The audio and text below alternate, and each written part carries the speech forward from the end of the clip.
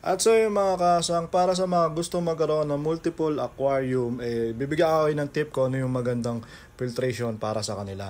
So ito sa akin sa shop, ang ginagamit ko ay gumagamit ako ng malakas na air pump. So dual air pump to na winner.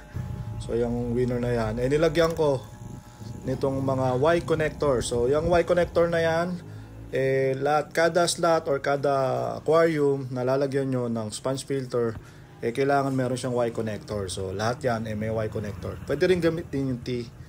Pares lang yung kahit magkaiba yung letter. So yun, nilagyan ko siya na bawat slot, nilagyan ko rin ng air controller. So ang ginamit ko dito ay G-clamp, yung ipit-ipit lang. Pwede rin kayo gumamit ng ganyang klaseng air controller.